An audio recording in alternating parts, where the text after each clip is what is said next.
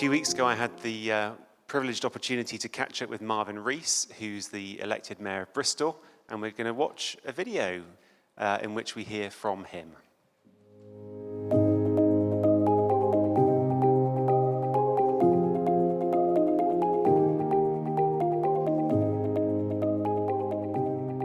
Brilliant. So, Marvin Rees, Mayor of Bristol, we really appreciate your time.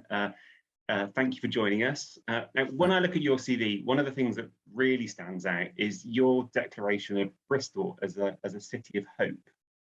That's an amazing phrase. Where did it come from, and what difference does it make to talk in those terms?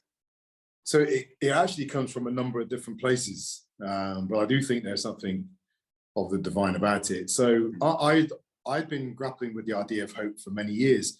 In fact, I went to Uganda with Christian Aid a few years ago, and I had in mind then to make a documentary about hope, because my host there always talks about challenges and often talks about hope. And so back in the early noughties, I was thinking about hope. But when I first ran for mayor, I was wary about talking about it because I thought they'd think I was trying to be a pound lamb Barack Obama running in the Bristol mayor. So I totally avoided that. So I had this idea, and then I would meet with a small group of church leaders each month in the lead up to the election, including Rob Scott Cook. And after I was at Rob Scott Cook's was saying, look, I think we should declare Bristol a city of hope. I really feel this is right. And I said, yeah, but I got some concerns about what it could mean for me politically. And then we had an event, and I found myself talking about we're Bristol being a city of resilience. We got a resilient strategy. And in that meeting, quite spontaneously or whatever, I said, we shouldn't despise our sufferings, because suffering produces perseverance, perseverance, character, and character, hope. And that's not just for an individual, that's for a collective, right? We only understand our character as a place when we've overcome something. COVID, cost of living crisis, child hunger. We work together, and that's how we find our hope. But I found a card. I'm moving house at the moment, and I found an old letter written to me a long time ago. I would say probably about 15, 16 years ago, before Bristol even had a mayor. And in that letter, someone wrote, Marvin, I think you're going to do something insignificant in Bristol. You're going to make it a city of hope. Wow. Quite profound, right? Yeah, yeah. And alongside that, I've also seen, I guess it's something you've spoken about, building a compassionate city, which must have been a challenge over the last years with austerity. How does being compassionate as a city work out when it comes to making those tough decisions? Well, we've asked the city to be a number of things: compassionate, gracious, kind, and actually it's worked out incredibly well, because at times of great trial, that's when those characteristics, those behavior choices are most needed, isn't it? And they become most visible. There's is it Evan Almighty, the movie where Morgan Freeman meets the mum in the cafeteria? Yeah, yeah. You think if you ask for love, or whatever the characteristics, if you ask you to be forgiven, do you think he just gives you forgiveness, or does he give you the opportunity to forgive? Yeah. There's a whole series. So if we want to be compassionate, do we just get compassion, or do we get the opportunity to be compassionate? And all the challenges that we have faced, and we are going to face as places, the real political, economic challenges that we're going to face over the coming years will give us that opportunity to live up to that. But we make the call, and the city sets the standard. You can't force people to do it. All you can say is this is the best of who we can be. But we found people stepping up to that all over the city. Right. Places can't be run by local government alone. They never have been, and they never will be. The best we can be is a provider of some services, but a convener. And then city leaders call people to, higher ways of living. So we're gathering in this conference called Renew Oxford, asking the question, what can the churches in particular, or Christians in the city of Oxford, do to step up? You're saying it's not just the local authority, but everyone needs to step up. I've heard it said that as mayor, you provided kind of air cover somehow that encouraged churches to step up and to make a better contribution to the good of the city. Is that something you set out to do, or did it just happen that way? Well, I did set out to do it, but it also came out that way. Often, sometimes your third step is revealed when you've taken your second, isn't it? Yeah. So It's just come that way. I mean, my relationship with the church in Bristol is a long one and comes with an offer and an ask. I grew up in Bristol. I would say the church was a pivotal intervention in my life, gave me a sense of purpose, belonging, eternity, hope, that fueled me through the challenges I faced, as a child. And then I joined Tier Fund straight out of university after studying the politics of Black America as a master's, and I was fully immersed in the role of the church in political outcomes. And look, I studied politics of Black America. The sequence of what I would call them evils, whether you call it genocide of Native Americans, or the enslavement of African Americans, could not have happened in the United States without the silence or endorsement of the church.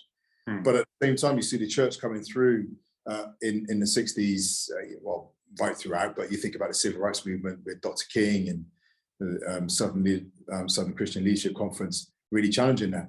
And then you get the split, right? King saying, who do you worship? Who is your God? I've had that in my mind and always thought that is the fullness of the role of the church, particularly coming from a background like mine where I was poor. I said to the church this, right? It's no point turning up to God and praying and asking for miracles when the answers are in our hands. God said, what happens when we face God one day? We say, why didn't this bad thing happen when it was a result of political policy? God says, well, I gave you a massive organization, I gave you brains, and I gave you a reasonably functioning democracy. If you chose not to line up all those things to get better social outcomes, then, why are you coming to me asking for a miracle? The miracle is the church getting organized, right? Yeah. And shaping for good social policy. That's challenging. Great challenge for us to hear.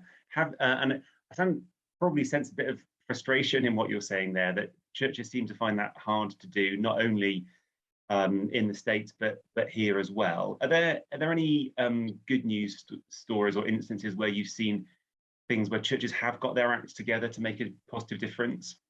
Oh, massive. I mean, it's been throughout history, isn't it? And listen, I don't want to ignore this. There's a real danger of churches getting involved too, right? Okay. And listen, and we got to have these conversations. I think some of the politics that have come out of the church has been pretty toxic, in particular for other persons, has caused a bit of an issue for me in my relationship with the church over the years, not with God, but with the institution of how it's functioned. The church has been massively, whether you're looking at education, in housing, in Bristol, our whole Feeding Bristol campaign, really driven by the churches who set a standard, but they've not kept it in the church. What they've done is become a convener, or skills from within the church have stepped out into the city, motivated by their own calling, and then convened and worked with and been another partner and enabler. Same with rough sleeping and homelessness. The churches open themselves up every Christmas. And that started as me asking their organizations working with rough sleepers to make a challenge that no one who had the ability to accept help would have to spend the night on the street between December the 1st and January 29th. But the church stepped up to say, all right, let's make that challenge. We can define it. We can see it. But again, my challenge to the churches in Bristol has been, look, I'm a political leader. If the church comes and starts lobbying me on why I haven't got good stuff done, well, then I'm going to say, well, listen, I'm a fallen human being in a broken political party, in a broken political system. You're an organization that claims to have the supernatural power of God. Show me how you did it, right?